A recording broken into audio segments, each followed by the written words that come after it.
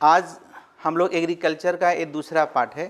पिछले क्लास में हम लोग एग्रीकल्चर का एक बेस बताए थे कि किस तरह से एग्रीकल्चर किसी भी देश की आर्थिक विकास में या सामाजिक विकास में एक बड़ी भूमिका निभाती है। Since we are talking agricultural development in context of Indian economy, so we have to understand the features of Indian economy, और जिसको हम लोग पिछले क्लास में डिस्कस भी किए थे। और हमें पहले देखना है कि हमारा जो एग्रीकल्चर्स है उस एग्रीकल्चर्स का हमारे जो ग्रोथ है, जैसे जीडीपी कहते हैं, उसमें क्या कंट्रीब्यूशन है। और साथ में ये भी देखेंगे कि हमारे यहाँ का आधा से अधिक आबादी जो है एग्रीकल्चर पर ही आश्रित है, लेकिन फिर भी कंट्रीब्यूशन 17% मैं आपको बताया था। लेकिन देखिएगा कि दूसरे कंट्री में बहुत कम लोग उस पर डिपेंडेंट है उस क्षेत्र पर, लेकिन उसका कंट्रीब्यूशन जीडीपी में अधिक है। तो इसके पीछे का कारण क्या है? तो इसके पीछे का कारण एक हो तब तो बताएं। इसके पीछे का बहुत सारे कारण होता है जो कि आगे क्लासेस में लोग सिस्टमेटिकली डिस्कस करेंगे। क्लियर? तो चलिए समझते हैं हम लोग। देखो यहाँ पे आ जाते हैं। एग्रीकल्चर्स का ए पीडीएफ आप लोग को मैं पहले ही दे चुका हूँ, इसी पर आज डिस्कशन करना है। पीडीएफ रहने से आपको आसानी होगा समझना, क्योंकि काफ़ी लंबा टॉपिक्स होता है, ये थ्योरेटिकल पार्ट है, डेटा बेस्ड है। तो समझिए एग्रीकल्चर को हम लोग एक एक लाइन करके समझेंगे। देखो, जैसे कि हमारे जो प्रोफेसर जो टोडेरो हैं उनके हिसाब से कि जो if the process of economic growth is to begin and to be self sustain, it must be begin with the rural area in general, agriculture in particular. यदि किसी देश की विकास चाहते हैं, कोई देश को आगे ले जाना चाहते हैं, अगर सब सेल्फ सस्टेन्ड हो, तो हमें उस एरिया का, उस कंट्री का रूरल डेवलपमेंट करना होगा। आज़ादी की इतने दिनों बाद भी हम लोग जो है सिर्फ एक्सक्लूसिव ग्रोथ की बात कर रहे थे, लेकिन जब 2000 हमारा 11वां प्लानिंग आया तो उसमें कहा गया था इंक्लूसिव ग्रोथ। क्या कहा गया था? इंक्लूसिव ग्रोथ कहा गया था, जिसको हिंदी में कहते हैं सबका साथ सबका विकास। That means you have to grow that section which has been omitted, जो छूट गया था, जो गलती से छूट गया था। That means you have to develop, a government has to develop, grow all section of the society, all area of the country. Even after 1991 industrial policy, the government was ignoring the rural area. लेकिन अचानक ध्यान आया, एक concept आया था हमारे यहाँ जब राष्ट्रपति थे अब्दुल कलाम। पूरा पूरा समझते हैं? क्या समझते हैं पूरा? हाँ, पूरा पहले ही बताए थे। पूरा मतलब जो सुविधा शहर में providing urban facility in rural area, तो जो सुविधा शहर में है उसी तरह की सारी सुविधाएं अगर ग्रामीण क्षेत्रों में भी अगर हम आपको दें, तो नो डाउट ग्रामीण क्षेत्र के लोग भी अधिक विकसित होंगे। वहाँ के लोग में पोटेंशियलिटी है, ज़रूरत है गाइडलाइन का। वहाँ के लोग भी पढ़ने में तेज होते हैं, ज़रूरत है गाइडलाइन का। एक तो सर्वे ही बताता है कि अधिक कॉम्पिटिटिव एग्जामिनेशन ग्रामीण क्षेत्र में रहने वाले लोग ही क्वालिफाई। हम ये नहीं कहते कि शहर के लोग बुड़बक होते हैं, लेकिन अब ये भी नहीं कह सकते हैं ग्रामीण क्षेत्र में लोगों को पोटेंशियलिटी नहीं है। और ऐसा करके देखा गया तो बड़ी विकास हो। चलो, चूँकि हम लोग अभी एग्रीकल्चर पे बात कर रहे हैं, इसलिए हम लोग एग्रीकल्चर कॉन्टेक्स्ट में ही बात करेंगे। क्लियर? तो आगे देखिए, Indian industry depend upon the agriculture for raw material. हमारे जो इंडस्ट्री है, जैसे cotton industry, jute industry, sugar industry, ये बड़े इंडस्ट्री हैं जो कि एग्रीकल्चर सेक्टर पे ही। अगर इस सेक्टर का विकास होता है तो उस सेक्टर का विकास होगा। हाँ, हमारे अगर हम बिहार के कॉन्टेक्स्ट से बात करें, बहुत सारा शुगर इंडस्ट्री बंद हो गया। इसके पीछे का एक भी कारण नहीं, इसके पीछे बहुत सारा कारण है। एक तो है ही पुअर टेक्नोलॉजी, लेकिन गन्ने के जो खेती करते थे उसके किसान का काफ़ी अमाउंट बाकी रह गया था, जिसको सरकार नहीं दे पाई, कंपनी नहीं दे पाई, खेती ही करना बंद कर दी। खेती बंद हो गया, इंडस्ट्री बंद हो गया। रॉ मटेरियल ज़रूरी होती है, इसलिए आज पार्टीशन के बाद भी जब कुछ इंडस्ट्री रह गया हमारे पास, और जो बांग्लादेश है जहाँ से हमारा कच्चा माल आता था वो चला गया पाकिस्तान में। पहले पाकिस्तान बांग्लादेश ही था, तो बाद में 1970 में युद्ध के बाद अलग हुआ आपका। क्लियर? तो समस्या होती है। तो इसलिए ऑफ फिनिश प्रोडक्ट, फिर से देखो, Indian industry depend upon agriculture for raw material as well as for the sale of finish product. Success of our plan depend on greater extent upon the progress of agriculture sector. क्योंकि हम जिस context से बात कर रहे हैं, पहले हमारे यहाँ प्लानिंग होता था, अब क्या हो गया, नीति आयोग, इसमें भी प्लानिंग की तरह कंसेप्ट है। तो हम लोग बात करते थे पहला फर्स्ट 5 ईयर प्लान में क्या होना चाहिए, सेकंड में क्या होना चाहिए, थर्ड में क्या होना चाहिए, हम प्लानिंग पहले बताए हैं और फिर हम लोग बताएंगे प्लानिंग के बारे में। तो आज जब प्लानिंग की बात है तो फर्स्ट 5 ईयर प्लान का ऑब्जेक्टिव ही था एग्रीकल्चरल डेवलपमेंट एंड कॉटन और आपका जो है टाइनी इंडस्ट्री डेवलपमेंट। टाइनी मतलब छोटा छोटा जो इंडस्ट्री है उन सभी की विकास के बारे में हम लोग बात करते थे। क्लियर? तो चलिए ये 2 पॉइंट हुआ। पॉइंट वगैरह समझिए। इन वर्ड्स ऑफ गुनर मिर्दल, ऐसे नामी गिरामी इकोनॉमिक्स थे, रिनाउंड इकोनॉमिक्स थे, जो अपने विचार देते हैं। It is in the agricultural sector that better for the long term economic development of India will be one for the lost. Agriculture ही है जो हमारी लंबी अवधि में, लंबे समय में आगे विकास की रास्ता को दिखा सकती है। हमारी मिट्टी उपजाऊ है, लेकिन हमारे के यहाँ के लोग उतने पढ़े लिखे नहीं हैं, और जैसे कि पंजाब इंडिया में ही है, तो पंजाब में एग्रीकल्चर प्रोडक्टिविटी को बढ़ाया जा सकता है, तो बिहार में, उड़ीसा में, बंगाल में क्यों नहीं? तो ज़रूरत है ट्रेनिंग देने का, किसानों को स्किल्ड करने का, और सरकार के द्वारा बहुत सारे कार्यक्रम चलाए भी जा रहे हैं एग्रीकल्चर डेवलपमेंट के लिए।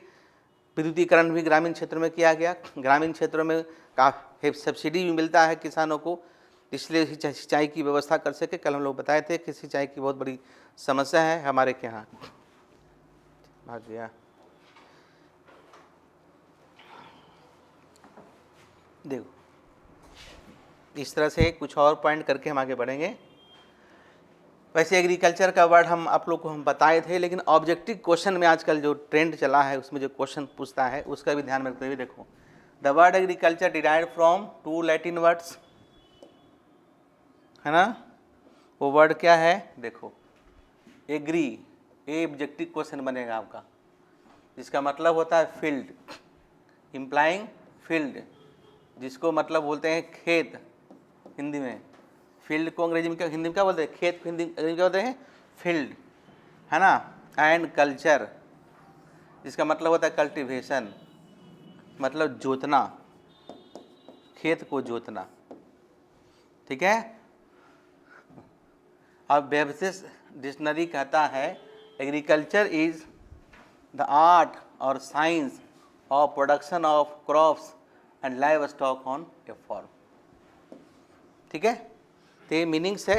ये पहला वाला ज़्यादा इंपॉर्टेंट है, ऑब्जेक्टिव क्वेश्चन पूछता है, छोटे छोटे क्वेश्चन हैं। तो पहले जो एग्जामिनेशन का पैटर्न था सिर्फ लॉन्ग क्वेश्चन का था, अब एग्जामिनेशन का पैटर्न हो गया है, खासकर जो CIA एग्ज़ाम हो रहा है। CIA मतलब कंटिन्यूअस इंटरनल असेसमेंट एग्जामिनेशन होते हैं, चॉइस बेस्ड क्रेडिट सिस्टम जो शुरू हुआ है उसमें। तो कल हो के आप भी प्रोफेसर बनेंगे, आप भी टीचर बनेंगे, आपको इस तरह की चीज़ों से गुजरना होगा। तो अब थोड़ा सा पढ़ाने के तरीका में चेंज होना चाहिए। पहले कथा कहानी की तरह चलता था, अब इस तरह से पढ़ना चाहिए कि हमारा ऑब्जेक्टिव क्वेश्चन भी छूटने ना पाए।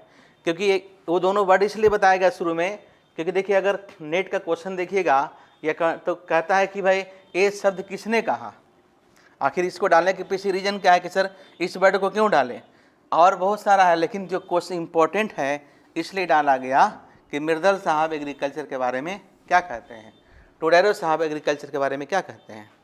वो भी ऑब्जेक्टिव क्वेश्चन है, इसलिए अलग से पॉइंट किया गया है। इसको कॉपी में लिख लीजिए कि इन्होंने ये कहा, इन्होंने ये कहा, और जब बार बार पढ़िएगा 2-4 बार तो आपको याद हो जाएगा, कंसेप्ट आपको डेवलप हो जाएगा। क्लियर? चलिए हम लोग आ जाओ इन इकोनॉमिक्स। हम लोग डिफरेंशियल पोर्ट पढ़ रहे हैं ना। इकोनॉमिक्स में we use the term agriculture as relating to every aspect of cultivation. Main purpose of agriculture is to produce wage goods such as food grains, milk, vegetable, pulses, raw material etc। अब कहिएगा sir, अब देखो ये अलग से है कि ये भी क्वेश्चन कहीं न कहीं पूछा गया है। ऑब्जेक्टिव क्वेश्चन में 4 में फिर ऑप्शन 4 है ना। तो आप जब डीपली पढ़िएगा, एग्रीकल्चर के बारे में हम पढ़ा दिए 10 को पॉइंट बताए, जैसे पहले के एग्जामिनेशन में होता था एग्ज़ाम तो पास भी कर जाते हैं, लेकिन जब तक पूरा लिटरेचर नहीं पढ़िएगा, एक तरह से लिटरेचर है, जब हम माइक्रो पढ़ते हैं, मैक्रो पढ़ते हैं, तो ग्राफ पढ़ते हैं, उसको देखते हैं। जब हम लोग मैथमेटिकल पढ़ते हैं तो कैलकुलेशन भी देखते हैं, उसको भी तरीके से करते हैं। लेकिन जब थियोरेटिकल पार्ट है, इसको भी अगर मन लगा के पढ़ते हैं, इंटरेस्ट बना के पढ़ते हैं, तो इसमें भी लगेगा नहीं कुछ जानकारी है और कुछ नहीं बहुत जानकारी आपको है। तो यहाँ पर देखिए ये जो नेक्स्ट पॉइंट है कि इन इकोनॉमिक्स में we use the term agriculture as relating to every aspect of cultivation. Main purpose of agriculture is to produce, देखो, wage goods, food grains, milk, vegetable, pulses. अब क्वेश्चन है agriculture is concern with, primary sector is concern with, option दिया रहेगा, आप इसको आराम से choose सकते हैं। क्लियर? हम उस तरह का ऑब्जेक्टिव क्वेश्चन भी आपको टेस्ट वगैरह में आगे देने वाले हैं। देखो एक्चुअली ये ऐसा सेक्टर्स है जिसमें अधिक से अधिक रोजगार मिलता है ना, अधिक से अधिक रोजगार मिलता है। कितना भी हम लोग बड़े बड़े मशीन लगा दें, लेकिन बिना लेबर का जो है हमें इसमें उपयोग नहीं होगा। ऐसे जब प्रोडक्शन पढ़ते हैं माइक्रो इकोनॉमिक्स में, तो production is the function of labour and capital पढ़ते हैं। अगर आप ही बताइए, आपका बड़े बड़े मशीन हो, बहुत सारे मशीन हो, फिजिकल कैपिटल हो, लेकिन लेबर का अमाउंट जीरो हो, तो प्रोडक्शन क्या हो जाएगा? जीरो हो जाएगा। प्रोडक्शन जीरो हो जाएगा, प्रोडक्शन जीरो हो जाएगा। आप आईएसओ क्वांट पढ़े हैं हमसे, चलिए क्वेश्चन रेज वो आंसर मिलना चाहिए। तो आईएसओ क्वांट पढ़े हैं, ये आपका आईएसओ क्वांट है, तो हमेशा ऐसा ही होता है? ऐसा कभी होगा? आईएसओ क्वांट ऐसा कभी नहीं होगा, ऐसा कभी नहीं होगा। ऐसा होने का मतलब है एक तरफ हम लोग लेते हैं लेबर, एक तरफ लेते हैं कैपिटल। कैपिटल कभी जीरो नहीं होगा, लेबर कभी जीरो नहीं होगा, और यदि हो गया तो प्रोडक्शन जीरो हो जाएगा। ये हमारे लिए कैपिटल है, ये जो पेन हमारे हाथ में है ये कैपिटल है। ये अगर नहीं होगा तो कैसे हम आपको पढ़ाएंगे? आपको पढ़ाना भी एक तरह का प्रोडक्शन है। इसके लिए हमें चाहिए ना लैंड जिसमें बैठे हैं, लेबर हम हैं, चाहे हमारे स्टाफ हैं, कैपिटल ए है, कैपिटल ए है, कैपिटल वो कैमरा है, कैपिटल ए बेंच है, एंटरप्रेन्योर उसमें भी हम हैं। चाहे ऐसे ले सकते हो, लैंड वो है, लेबर नीचे बैठे हुए हैं, कैपिटल ए है, एंटरप्रेन्योर हम हैं। ये कोई ज़रूरी नहीं है कि हर डायरेक्टर पढ़ाता ही होगा, है ना। इस तरह से समझिए। तो प्रोडक्शन में अगर लेबर जीरो है, प्रोडक्शन में अगर लेबर जीरो है तो टोटल आउटपुट जीरो हो जाएगा। और कैपिटल जीरो है, देखते ना बहुत के पास नॉलेज बहुत होता है, पूंजी नहीं है, कुछ कर पाते हैं लाइफ में। इसलिए हम लोग पढ़ते हैं ना आईएसओ क्वांट, इसलिए बताएं कि आईएसओ क्वांट इस तरह से आपको पढ़े होंगे पहले कभी, और फिर नहीं तो फिर देखिए आगे हम लोग फिर पढ़ेंगे। अब देखो यहाँ तक एग्रीकल्चर का जो बेस है पिछले दिन से ही बताए थे। एक्चुअली है कि अगर जो एग्जामिनेशन में पूछता है 5 क्वेश्चन उस तरह से पढ़ाएं तो हम एक दिन में खत्म कर दें। कम पढ़िए, लेकिन एक कंसेप्ट डेवलप कीजिए कि किसी टॉपिक को पढ़ा कैसे जाता है, थ्योरेटिकल पार्ट को भी। अब इसमें कुछ डेटा हो सकता है पुराना हो, चूँकि नए सर्वे आए उसके हिसाब से थोड़ा अपडेट नहीं है, लेकिन कंसेप्ट तो ही रहेगा। बहुत ज़्यादा चेंज तो नहीं हो जाएगा, थोड़ा बहुत चेंज होंगे डेटा में, उसको हम लोग अपडेट कर लेंगे। चलिए अब आप देखते हैं इम्पोर्टेंस ऑफ एग्रीकल्चर।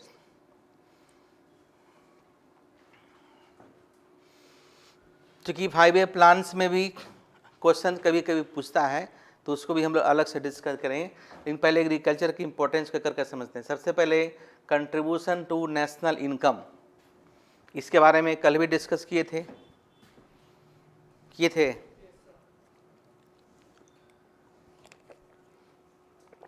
लेकिन थोड़ा सा और इसमें देखना है। देखो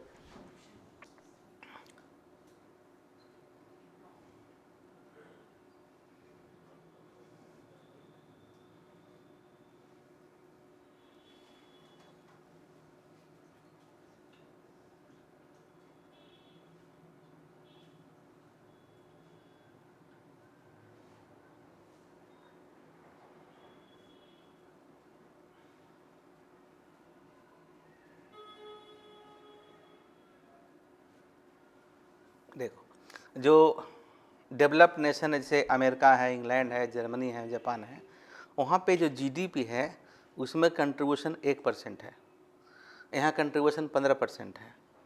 तो इससे झलकता है कि एग्रीकल्चर का इम्पोर्टेंस हमारे लिए क्या है। हमारे के यहाँ आधे से अधिक आबादी, ऐसे पिछला डेटा के हिसाब से 69.19% पॉपुलेशन ऑफ टोटल पॉपुलेशन, या 69 का 70% ऑफ टोटल पॉपुलेशन डायरेक्टली और indirectly depends on agriculture, and the main occupation उनका वही था, खेती करना या पशुपालन करना। जीडीपी में कंट्रीब्यूशन कम था। अब उसको बढ़ाने के लिए सरकार के तरफ से, एनजीओ के तरफ से, खुद के तरफ से प्रयास, किसान भी चाहते कि हम ट्रेंड हो, ऐसा तो नहीं चाहते हैं। अभी हमारा आईटी का विकास हुआ, इंफॉर्मेशन टेक्नोलॉजी का, जिसमें किसान अपने बच्चों को जो है खासकर पंजाब में विदेश या देश के अच्छे विश्वविद्यालय में भेजती है, जहां वो नए तकनीक, नए प्रबंधन सीख के आए और एग्रीकल्चर प्रोडक्टिविटी को बढ़ा सके। तो राष्ट्रीय आय में हमारी एक बड़ी भूमिका होती है एग्रीकल्चर का, क्योंकि हमारे क्या आधे से अधिक आबादी इसी सेक्टर पर डिपेंडेंट आपको है। सप्लाई ऑफ गुड्स जैसे आप पूछ रहे थे, देखो main objective of agriculture sector is to supply wage goods, those goods which are consumed by the mass of the country to satisfy their necessity of life are called wage goods, and these includes agricultural products like wheat है, rice है, pulses है, maize है, बाजरा है, wild seeds है ना, ये सारी चीज़ हमारे क्या होता है। In India agriculture sector provides food to about 127 crore of people. अब तो जनसंख्या बढ़ गया, ये तो थोड़ा डेटा पुराना है। एंड फोडर मतलब होता है चारा, है ना, फोडर स्कैम, चारा घोटाला पढ़ते थे ना, फोडर मतलब चारा, 240 crore of cattle between 1951 and 2014 the population of country has increase more than 3 times, मतलब 3 से अधिक समय बढ़ा। आज के डेट में स्थिति है कि हमारे देश की जनसंख्या चाइना से अभी अधिक निकल गए। हालांकि फाइनल रिपोर्ट अभी नहीं आया है, but it is expected that the population of the world, the population of India, यानी India has been most populous country of the world. लेकिन उतनी तेज़ी से हमारे के फूड ग्रेन माल्थस की बात करें तो माल्थस का सिद्धांत जो है ना फेल हो गया ग्रीन रेवोल्यूशन में, क्योंकि माल्थस कहते थे कि जनसंख्या बढ़ता है 1, 2 स्क्वायर, 3 स्क्वायर, 4 स्क्वायर, 5 स्क्वायर, और अनाज का उत्पादन बढ़ता 1, 2, 3, 4, 5, है कि नहीं। लेकिन जब ग्रीन रेवोल्यूशन आया पूरी दुनिया में, तो हमारा फूड ग्रेन्स प्रोडक्शन भी मल्टीपल टाइम्स बढ़ गया, है कि नहीं, मल्टीपल टाइम्स बढ़ गया, और बढ़ना भी था, नहीं तो फिर लोग भूखे मरते। जिस तरह से पूरे विश्व की जनसंख्या बढ़ा ग्रीन रेवोल्यूशन के बाद, हमारे का जो प्रोडक्टिविटी है, जो प्रोडक्शंस है, 4 टाइम्स, मोर देन 4 टाइम्स बढ़ा गेहूँ का। हालांकि शुरुआती दौर में कुछ ही फसल में था, लेकिन बाद में जो है और सारे सेक्टर्स में इसका प्रोडक्शन काफ़ी तेज़ी से आपको बढ़ा। फलों में भी देख रहे हैं और सब्जियां में भी देख रहे हैं। कल भी हम बताए थे कि अब सब्जियां, कुछ सब्जियां जो सालों भर होती है, जो पहले कुछ समय सीजनल होता था, तो हमारे क्या नए नए तकनीक से जो है आपका जो है प्रोडक्शन हमको बढ़ रहे हैं, और हम अपने के अलावा दूसरे कंट्री को अभी आप एक्सपोर्ट कर रहे हैं। एक वक्त था जब हम जो है भारत जो है अपने के यहाँ का भी जो कैपेसिटी, जो कंजम्पशन था, उसको पूरा करने में असक्षम था। लेकिन आज वो समय रह गया है कि जब हम दूसरे कंट्री को भी क्या करते हैं, अनाज एक्सपोर्ट करते हैं। आज़ादी के वक्त हम डिपेंडेंट थे यूएस पर, रसिया से हमें चावल मिलता था और गेहूं मिलता था, जिससे हम अपनी भूख को मिटाते थे। लेकिन आज वो वक्त है कि जब हम दूसरे कंट्री को खिलाते हैं। ग्रोथ तो हुआ है, डेवलपमेंट हुआ है, लेकिन हाँ, अगर हम कंपेयर करते हैं कि दूसरे स्टेट के कंपैरिजन में, तो हमारा उतना ग्रोथ नहीं हुआ। उसके पीछे कारण है, इंडिया एक बहुत बड़ा कंट्री है, multi diverse country, diversified country है, मल्टी कल्चर कंट्री है। इसलिए ऐसे देखो, डेवलपमेंट इज स्लो प्रोसेस, हम लोग बात करते हैं। तो ऐसा नहीं कि हमारे के यहाँ इंडिया में कुछ भी नहीं हुआ। कुछ लोग कहते हैं कुछ भी नहीं हुआ, वो गलत बात है। आप लोग छात्र हैं और स्टूडेंट्स हैं और स्कॉलर्स हैं, उसके तरह सोचिए कि पहले इंडिया 1951, ये भी हम पढ़ाए हैं कि when India became independence in 1947, what was the situation of Indian economy at that time, and now we see what is the situation of Indian economy, and you can compare both these the features, then you can find much differences between that time and this time. उस समय और भी में काफ़ी अंतर है. Societal change भी हमारे हुआ है और हमारे इकोनॉमिक चेंज भी हुआ है. उस समय के हमारे पास कितना इंफ्रास्ट्रक्चर था, आज हमारे का कितना इंफ्रास्ट्रक्चर है, कंपेयर कर लीजिए. उस समय हमारे का गिना चुने विश्वविद्यालय था, आज हमारे के यहाँ लगभग 800 से प्लस विश्वविद्यालय है और ज़्यादा ही होगा. 800 प्लस मतलब हमारे का विश्वविद्यालय है. सिर्फ अगर हम पटना की बात करें तो पूरे बिहार में 1 या 2 विश्वविद्यालय हुआ करते थे, न जाने कितने सारे विश्वविद्यालय हो गए. तो इंफ्रास्ट्रक्चरल भी चेंज हुआ है, हमारे का इम्प्रूवमेंट हुआ है. अब अलग बात है कि ये जो करप्शंस है, रेट टेपिज्म है, ये अलग मुद्दा है. एनीवे, तो अब आइए हम लोग एक एक करके बात करते हैं दूसरे पॉइंट पर. इंक्रीज इन एम्प्लॉयमेंट, ये तो बात ही बताए थे हम. चलिए आते हैं हम लोग पहले थोड़ा सा बोर्ड पे.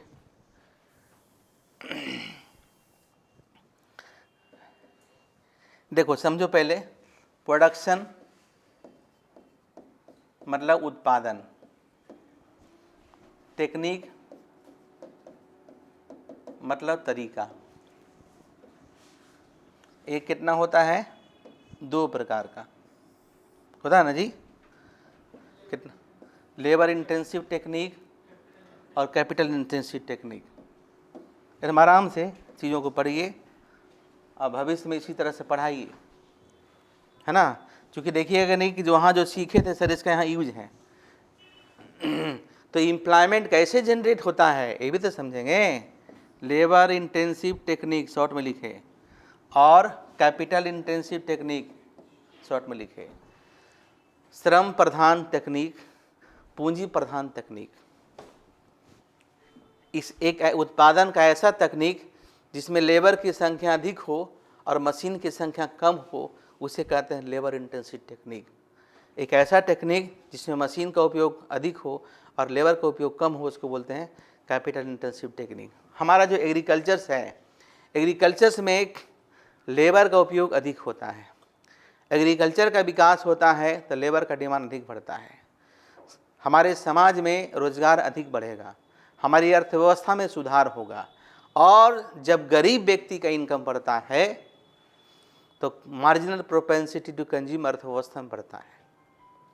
और यदि अमीरों का इनकम बढ़ेगा, ठीक है, यदि अमीर का इनकम बढ़ेगा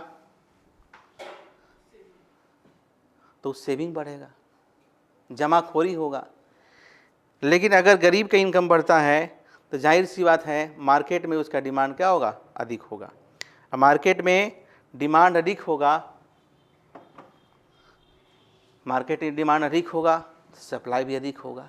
एनीवे, हमारे कहने का मतलब है कि एग्रीकल्चर सेक्टर का विकास होगा तो इसमें अधिक से अधिक लोगों को रोजगार मिलता है. और एग्रीकल्चर अगर इंक्लूसिव ग्रोथ हो, सभी दिन खेती हो पंजाब के तरह, सालों भर काम मिलता है. क्योंकि एग्रीकल्चर में एक समस्या है हमारे क्या है, सीजनल अनएम्प्लॉयमेंट, डिस्गाइज अनएम्प्लॉयमेंट, ऐसा समस्या है. ये समस्याएं दूर होगी. चलिए यहाँ पे आते हैं. Agriculture is the main source of employment in India. It is the main occupation of India. शुरू में बोले थे भारत में इतने परसेंट लोग, लगभग 70% लोग ग्रामीण क्षेत्र में रहते थे. 2011 की जनगणना के अनुसार यहाँ के मुख्य ऑक्यूपेशन ही हमारा यही था. Animal husbandry, fishery, agriculture farming, horticulture, floriculture, फूलों की खेती, मछली पालन, ये सारी चीज़ों में हमारे के यहाँ काफ़ी डिपेंडेंसी होती थी. और एक समझिए, देखो यहाँ पर इस सेंटेंस को समझने का प्रयास करते हैं. इस सेंटेंस को, dependence of 46.2% of the population on agriculture speaks on the one hand of significance of this sector to the Indian economy. On the other hand, it undermines the backwardness of the country. It is so because of the productivity of labor is low in agriculture. जैसे कि हम बताए हुए थे कि हमारे क्या इतने अधिक लोग हैं लेकिन कंट्रीब्यूशन जीडीपी में क्या है, कम है. ये साइन है बैकवर्डनेस का। बैकवर्डनेस का मतलब तो हम एक बताए थे कि जब हमारे कंट्री में इंफ्रास्ट्रक्चर का कमी होती है तो उसको हम लोग क्या बोलते हैं, अंडर डेवलप कहते हैं या डेवलपिंग कहते हैं। तो अंडर डेवलपिंग में जो प्रोडक्टिविटी होती है लेबर का वो कम होता है। अब यूएस में जाते हैं, कहीं पे आईएम में जाते हैं तो पुराने प्रोफेसर भी ट्रेंड हैं। यहाँ पे लोग ट्रेंड नहीं है या तो चाहते नहीं है, मॉडर्न तरीके से पढ़ाना नहीं चाहते हैं। यदि आप चाहिएगा, आपके दिमाग में बात होगी कि हमें अपने आप में कुछ चेंज लाना है, तभी ना समाज को कुछ दे पाइएगा। जो प्राइवेट विश्वविद्यालय उसकी डिमांड क्यों बढ़ी? क्योंकि अच्छे तरीके से वो सर्विसेज देते हैं, समय पे चेंज करते हैं, सिलेबस चेंज होती है, लेकिन हमारे के उस तरह की बात आपको नहीं है। एनीवे, कहने मतलब है कि हमारे कंट्री में जो हमारा जो लेबर्स है, हमारी उसकी प्रोडक्टिविटी कम है। इसके पीछे कारण है अनस्किल्ड, इलिटरेसी, अनट्रेंड, है ना। उसके बाद है एग्रीकल्चर एंड इंडस्ट्री। हमारा एग्रीकल्चर और इंडस्ट्री का एक लंबा संबंध है, क्योंकि शुरू में ही बताए थे कि हमारे के यहाँ कि जो बहुत सारे ऐसे इंडस्ट्री है जैसे paper industry, rubber industry, cotton industry, jute industry, sugar industry, ये सब डायरेक्टली डिपेंडेंट है किस पे? एग्रीकल्चर पर। एग्रीकल्चर फेलियर होता है तो वो फेलियर हो जाएगा, क्योंकि अगर हम बाहर से रॉ मटेरियल मांग, काफ़ी कॉस्ट बढ़ जाएगा। कॉस्ट बढ़ेगा दैट मीन्स प्राइस बढ़ जाएगा, डिमांड कम जाएगा, इससे अर्थव्यवस्था में अनबैलेंस से जाती है। देखो, in underdeveloped country like India, in the initial stage of economic development, agriculture has an important contribution to the growth industrial sector in a variety of way. जैसे industry get raw material like cotton, शुरू में बताए हैं, cotton, jute, देखो cotton है, jute है, sugar है, sugarcane है, ऑयल सीड्स है यानी कि जो सरसों का तेल वगैरह जो आती है, रबर इंडस्ट्री है, सीरियल्स है। ये from the agricultural sector many cottage and small scale industry like handloom, hand समझते हो, हैंडलूम, ऑयल एक्सट्रैक्टिंग, तेल निकालने वाला, रोप मेकिंग, रस्सी बनाना, depends on agriculture for their raw material. Income of the people of rises under the impact of agriculture development, इन सभी का इनकम डिपेंड करता है एग्रीकल्चर सेक्टर पे। क्लियर? और they demand more goods produced by the industrial sector, as a result market for industrial products expand. इनके द्वारा जो वस्तुएं को उत्पादन होता है उसका देश में और विदेशों के बाजार में बहुत बड़ा डिमांड है। ये तभी संभव है जो हमारे क्षेत्र का, हमारे कंट्री का, हालांकि नहीं है तो भी हमें लाना होगा ना दूसरे कंट्री से, लेकिन इनिशियल स्टेज में हमारे पास खुद का हो जाए। जैसे कोई संस्था शुरू करते हैं तो इनिशियल स्टेज में सारा काम अपने लोग मिलकर करते हैं। जब एक्सपैंड होता है तब ना हम डिवीजन ऑफ लेबर की बात करते हैं, एडम स्मिथ की थ्योरी लगाते हैं कि भाई डिवाइड कर दो, लेकिन शुरू में तो डिवोशन होना होगा। तो इनिशियल स्टेज में हमारे के जब कंट्री को बंटवारा पार्टीशन के बाद जो मिला उसमें बहुत बड़ी समस्या था। इंडस्ट्री मेरे पास था और जो रॉ मटेरियल है वो चला गया पाकिस्तान के पास। एक बहुत बड़ा समस्या क्रिएट हुआ था उस समय। चलिए नेक्स्ट हम लोग देखते हैं, नेक्स्ट स्लाइड में agriculture and foreign trade. Agriculture is great importance to India foreign trade. अब इसमें डेटा थोड़ा हमारा पुराना है, जैसे फिर भी टी है, कॉफ़ी है ना जी,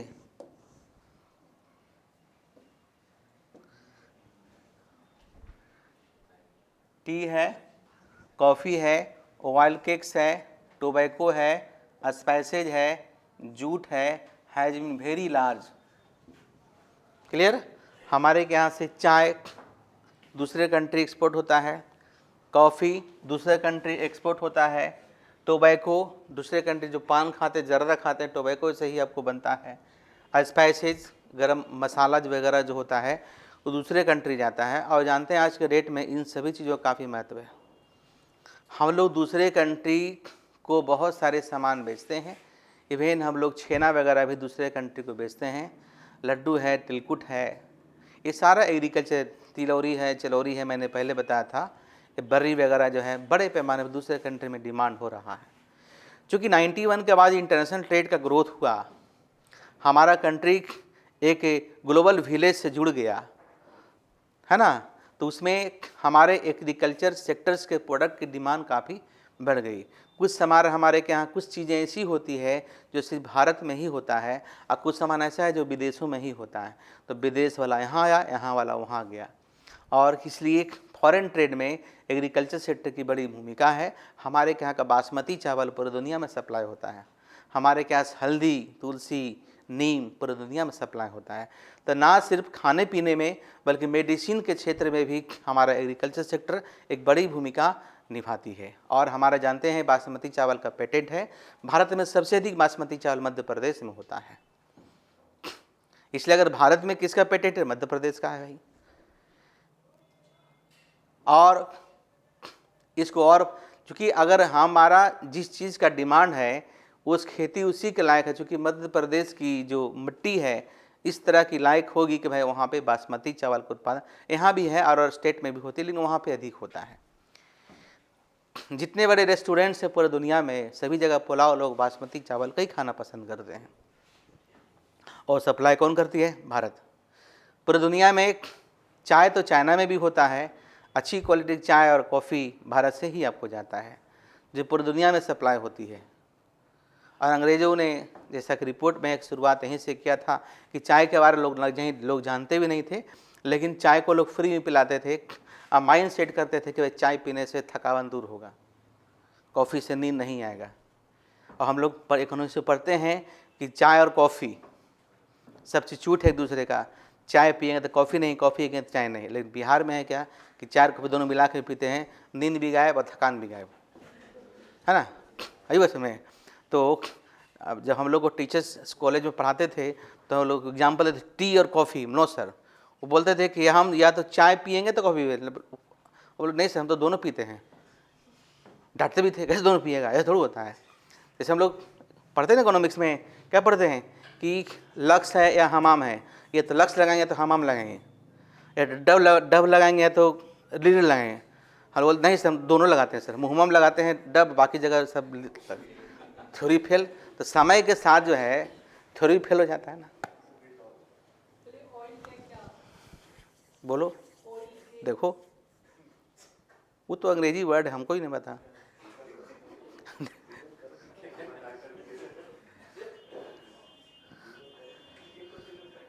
डंक केक का मतलब क्या होता है, तो वाइल्ड केक का मतलब देखो, देखो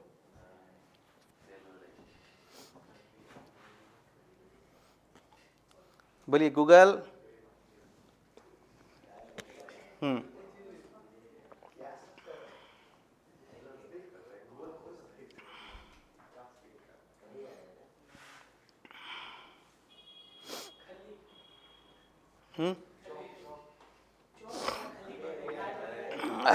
चलो, एग्रीकल्चर सेक्टर जैसे कि जो तेल सरसों का तेल है या तीसी का तेल है या नारियल का तेल है, तो उसका जो अवशिष्ट बचता है क्या उसको बोलते हैं, और उसको भी हम लोग सप्लाई करते हैं दूसरे कंट्री को, जिसको फोडर्स के रूप में, चारा के रूप में जानवर उपयोग करते हैं। ठीक है। हाँ, अब आइए, इस बार का इकोनॉमिक सर्वे हम आपको भेज दिए थे, सर्वे पे थोड़ा पढ़िए। देख कंसेप्ट है ना, डेटा तो थोड़ा बहुत चेंज हो गया, तो हर साल चेंज होगा, 3-3 महीना भी चेंज हो जाता है।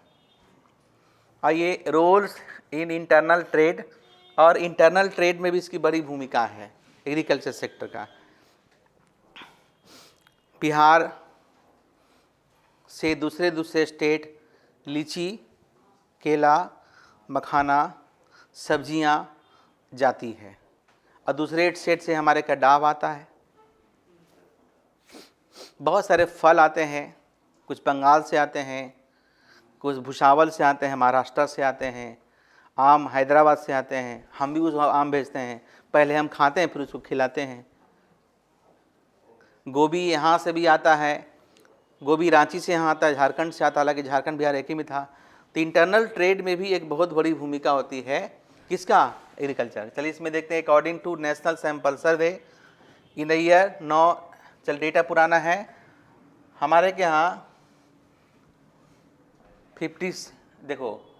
57% of income was spent on food in the rural area and 44% of the income was spent in food in urban area. Agriculture play an important role in the internal trade of the country. Food trade provides employment to a large number of people and also generate taxes revenue for the government. क्योंकि जब एक state से दूसरे state में जाता है तो tax वगैरह भी सरकार की बनती है, और ये टैक्सेज जो होते हैं ना, GST वैट वगैरह, ये राज्य सरकार के भी खजाने में पैसा अच्छा खासा चला जाता है। ऑक्ट्वाई होता है, चुंगी उसको बोलते हैं, जो कि राज्य सरकार के खाते में आपको जाता है। इस तरह से जो है हमारा डोमेस्टिक फॉरेन ट्रेड के अलावा हमारा इंटरनल ट्रेड में भी इसकी बड़ी भूमिका होती है। किसका? कृषि की एक बड़ी भूमिका होती है। अब आ जाइए हम लोग एग्रीकल्चर एंड ट्रांसपोर्ट की बात करते हैं। देखो, दो चीज़ है, ट्रांसपोर्ट का विकास होने से एग्रीकल्चर सेक्टर का विकास हुआ, और एग्रीकल्चर सेक्टर के विकास होने से ट्रांसपोर्ट सेक्टर का विकास वैसे भी कर सकते हैं। क्योंकि जब बड़े पैमाने पर उत्पादन शुरू हुआ तो उसको बाजार तक ले जाने के लिए अच्छे रोड चाहिए।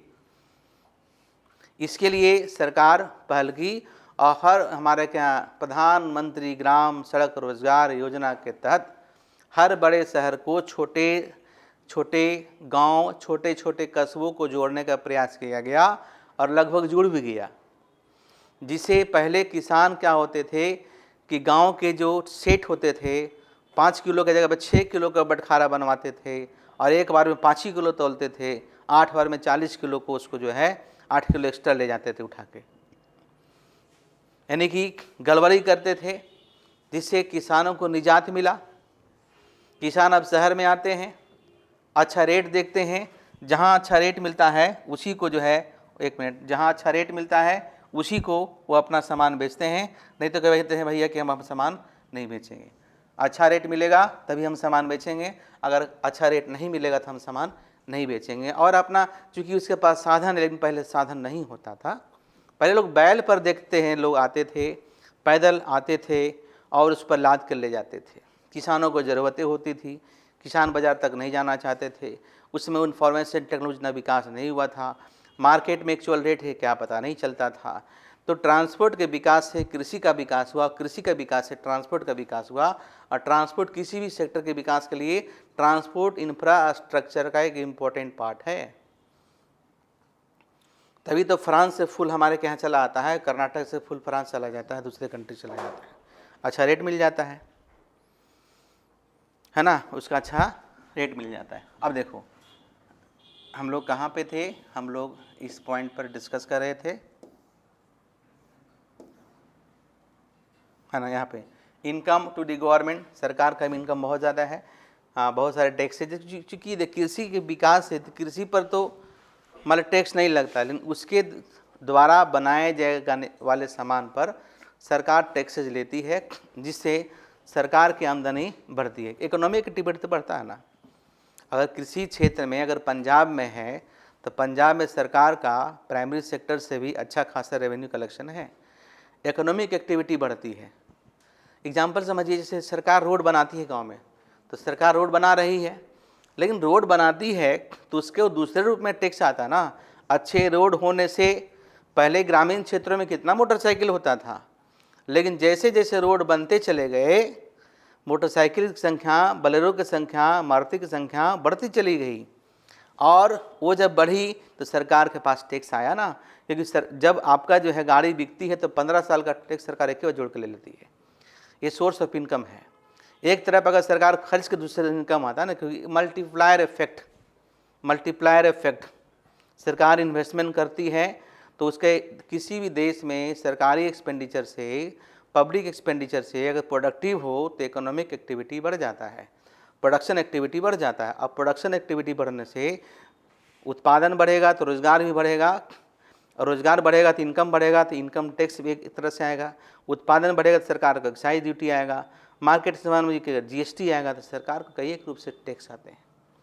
और सबसे बड़ी बात होती है कि जब सरकार के पास इनकम है और पीपुल के पास इनकम है, अगर हमारे पास इनकम है आपके पास इनकम है तो टैक्स देने में क्या गुंजाइश है, हम लोग टैक्स देते ही। क्लियर। अब नेक्स्ट है एक और, कैपिटल फॉर्मेशन। ये तो सिंपल सी बात है ना, अगर कृषि में विकास होगा, देखो अगर एग्रीकल्चर सेक्टर का विकास होता है तो हमारा जो विशेष सर्किल है वो टूट जाएगा, है ना जी। जैसे इनकम बढ़ेगा, आप ही दे बताओ, अगर प्रोडक्टिविटी बढ़ता है, प्रोडक्टिविटी इंक्रीज करेगा या प्रोडक्शन इंक्रीज करेगा, तो प्रोडक्शन इंक्रीज करेगा तो जाहिर सी बात है कि इनकम भी इंक्रीज करेगा, इनकम इंक्रीज करेगा तो जाहिर सी बात है सेविंग भी बढ़ेगा, और सेविंग बढ़ेगा तो जाहिर सी बात है क्या होगा, बोलो, कैपिटल फॉर्मेशन बढ़ेगा, और इसके बाद क्या होगा, इन्वेस्टमेंट बढ़ेगा, तो हो जाएगा break down of vicious circle of poverty.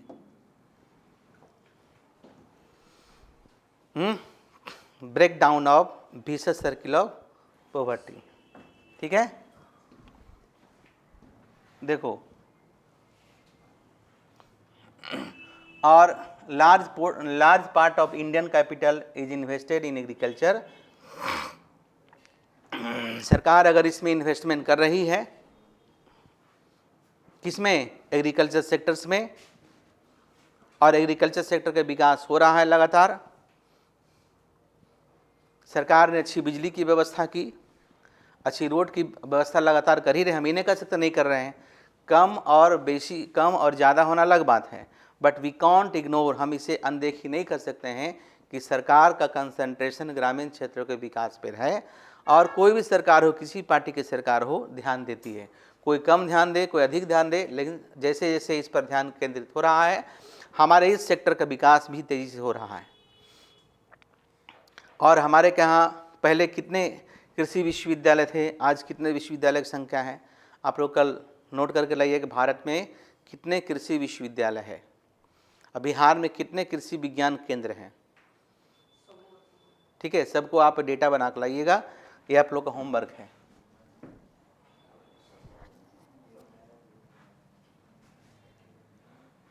देखो, उसके बाद है हमारे के यहाँ जो एग्रीकल्चर सेक्टर्स हैं उसमें जो डिस्गाइज अनएम्प्लॉयड है, यानी कि जो सरप्लस लेबर है, that is also a part of, that में also be a part of capital formation.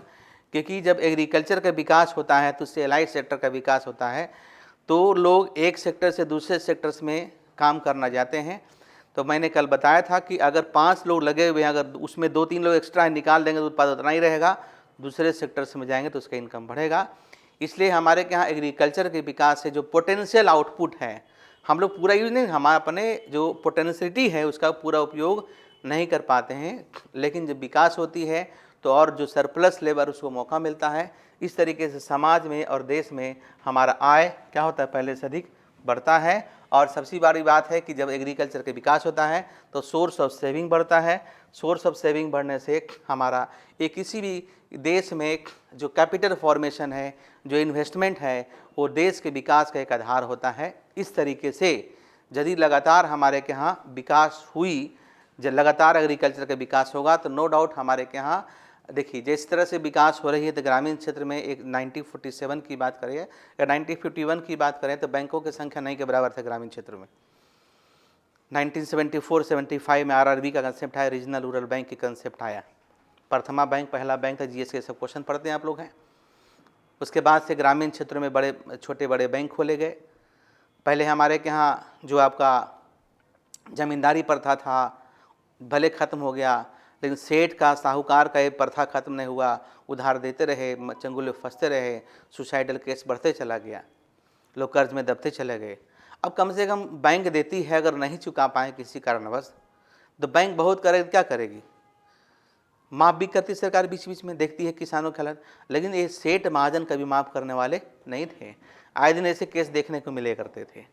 इसलिए ग्रामीण क्षेत्रों में जो बैंकिंग का विकास है उसने भी हमारे यहाँ कृषि के विकास को आगे बढ़ाने, 1998 में फिर हमारा केसीसी आया, किसान क्रेडिट कार्ड आया, 5,000 से लेकर 50,000 तक लोन मिलती थी, समय समय पर उसको चुकाइए, फिर आपका अमाउंट बढ़ेगा। तो इस तरीके से सरकार की तरफ से पहल बहुत बड़े पैमाने पर की गई और की जा रही है। तो उसके बाद अब ये सारा पॉइंट है सोशल एंड पॉलिटिकल इम्पोर्टेंस और इंटरनेशनल इम्पोर्टेंस, दोनों है। 2 पॉइंट है, मैं आपको बता दूं कि कृषि का, किसी भी देश में कृषि का विकास या किसी भी राज्य में कृषि का विकास, अगर आज पंजाब में कृषि विकसित है तो वहाँ की सरकार, वहाँ के लोग कहते हैं ना कि हम इसी में खुश हैं, और उसका एक इंटरनेशनल रेपुटेशन भी है। अगर कुछ कंट्री जो है फूल की खेती को ही करके अपने जीडीपी कितना ग्रोथ कर लिया। चाइना जो हाइड्रोपोनिक प्लांट्स की खेती करके अच्छा खासा रेवेन्यू कमा रही है। तो अभी तो इम्पोर्टेंस है और सरकार जिस तरह से ध्यान लगातार दे रही है, आने वाला कल में इस सेक्टर के इम्पोर्टेंस और क्या होगा, बढ़ते चला जाएगा।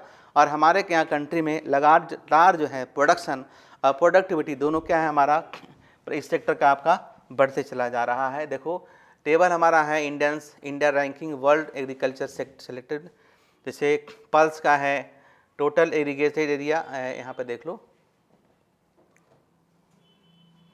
पल्स का 1 है, जूट का 1 है, स्पेसीज का 1 है, और उसके बाद वीट का दूसरा है, राइस का दूसरा है, शुगर केन का दूसरा है। ये हमारे पास थोड़ा सा पुराना डेटा है, इस साल का सर्वे में देख लीजिएगा, अपडेट कर लीजिएगा भारत का रैंकिंग क्या है, ये सब आपको में क्लियर। उसके बाद देखिए मिल्क का है पहला है, बटर एंड घी का पहला है, कैश्यू नट्स मतलब काजू का पहला है, और फ्रूट्स एंड वेजिटेबल का दूसरा है, कॉटन का दूसरा है, टी का दूसरा है। टी का शायद पहले चाइना के पहले इंडिया था, क्लियर। तीसरा से डेटा, तो ये सारे क्वेश्चंस जो है ना दोनों में काम देगा। हालांकि इस बहुत ज़्यादा चेंज नहीं है, एक आध दो में चेंज आया है, लगभग सब आपका वही एज यूजुअल आपका है। इससे क्या है कि आपका ऑब्जेक्टिव क्वेश्चन अभी का और आने वाले कल का दोनों का क्या होगा, आपका सोल्व होगा। ऑब्जेक्टिव क्वेश्चन अभी का और आने वाले कल दोनों का आपका सोल्व होते चला जाता है, क्लियर।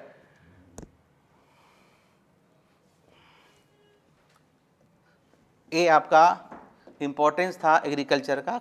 अब जो है हम लोग जो है नेक्स्ट क्लासेज में क्या पढ़ेंगे, हम लोग पढ़ेंगे फीचर्स ऑफ इंडियन एग्रीकल्चर। चूँकि हम लोग जो है अध्ययन कर रहे हैं इंडिया के कॉन्टेक्स्ट में एग्रीकल्चर का, तो कल इसका इम्पोर्टेंस बताएंगे, फीचर्स बताएंगे भारत में क्या क्या फीचर्स है, और फिर हम लोग ग्रीन रेवोल्यूशन पे बात करेंगे, ग्रीन रेवोल्यूशन पे बात करेंगे, और फिर हम लोग लैंड रिफॉर्म पर भी बात करेंगे। तो हर एक चीज़ को जो है समझने का, देखिए थ्योरी पेपर है तो थ्योरी पेपर को थोड़ा सा डेटाबेस पढ़िए, थोड़ा इंटरेस्टिंग बना के पढ़िए, खुद से नोट्स बनाइए। ये पेपर काफ़ी अच्छा, क्योंकि जितने भी कॉम्पिटिटिव एग्जामिनेशन होंगे उसमें से ये आपकी बड़ी भूमिका होती है। माइक्रो मैक्रो का अलग इंपॉर्टेंस है, इसका भी अलग महत्व है। जब भी कोई रिसर्च करते हैं वो रिसर्च में इस तरह की चीज़ें पढ़नी होती, इस तरह की चीज़ें को लिखना होगा। अगर यहाँ के बारे में लिखेंगे भाई पटना में एक या पटना किसी गांव का, वहाँ के एग्रीकल्चर की स्थिति क्या है, तो उसके अपनी भाषा में किस तरह से लिखिएगा। तो पहले कुछ डेटा पढ़िएगा, पहले कुछ डेटा का अध्ययन कीजिएगा, कुछ रिपोर्ट को पढ़िएगा, तभी लिखने में सक्षम हो पाते हैं। आज यहीं तक रखो।